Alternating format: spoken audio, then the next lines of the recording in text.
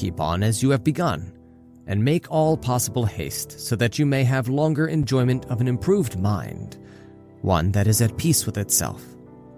Doubtless you will derive enjoyment during the time when you are improving your mind and setting it at peace with itself.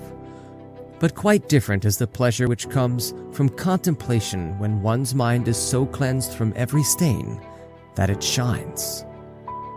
You remember, of course, what joy you felt when you laid aside the garments of boyhood and donned the man's toga, and were escorted to the forum. Nevertheless, you may look for a still greater joy when you have laid aside the mind of boyhood, and when wisdom has enrolled you among men. For it is not boyhood that still stays with us, but something worse, boyishness. And this condition is all the more serious because we possess the authority of old age, together with the follies of boyhood, yea, even the follies of infancy. Boys fear trifles, children fear shadows. We fear both.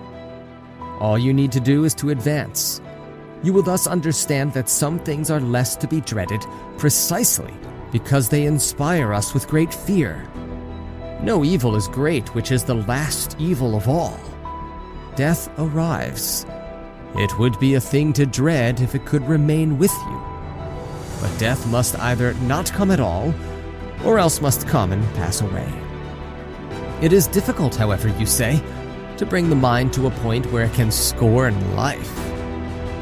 But do you not see what trifling reasons impel men to scorn life? One hangs himself before the door of his mistress. Another hurls himself from the housetop that he may longer be compelled to bear the taunts of a bad-tempered master. A third, to be saved from arrest after running away, drives a sword into his vitals. Do you not suppose that virtue will be as efficacious as excessive fear? No man can have a peaceful life who thinks too much about lengthening it, or believes that living through many consulships is a great blessing. Rehearse this thought every day, that you may be able to depart from life contentedly. For many men clutch and cling to life. Even those who are carried down a rushing stream clutch and cling to briars and sharp rocks. Most men ebb and flow in wretchedness between the fear of death and the hardships of life. They are unwilling to live, and yet they do not know how to die. For this reason, make life as a whole agreeable to yourself by banishing all worry about it. No good thing renders its possessor happy unless his mind is reconciled to the possibility of loss.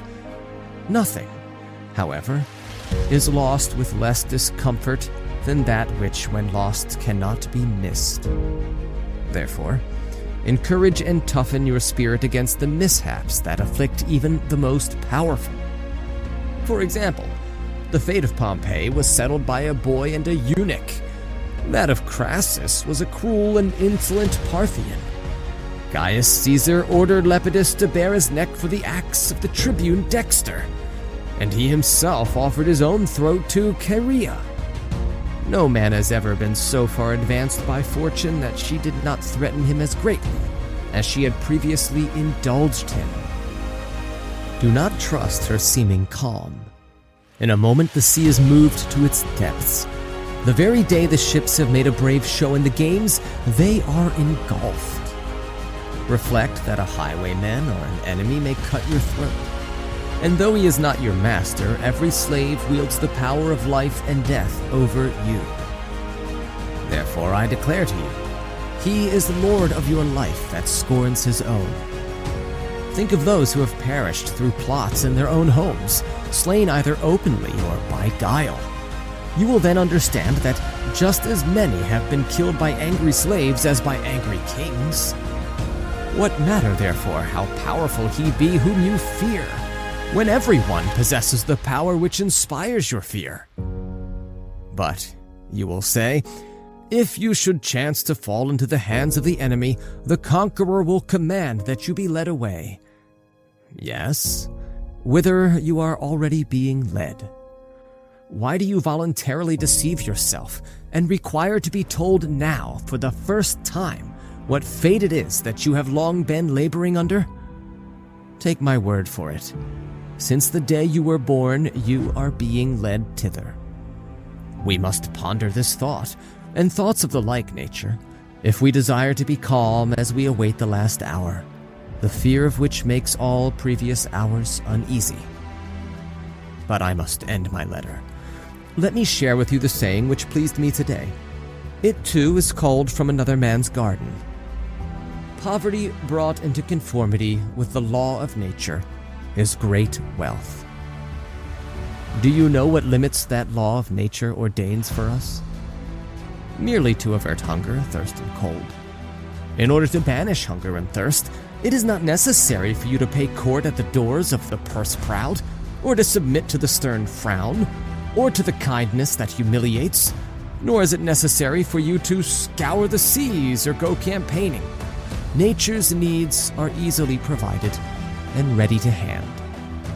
It is these superfluous things for which men sweat, these superfluous things that wear our togas threadbare, that force us to grow old in camp, that dash us upon foreign shores.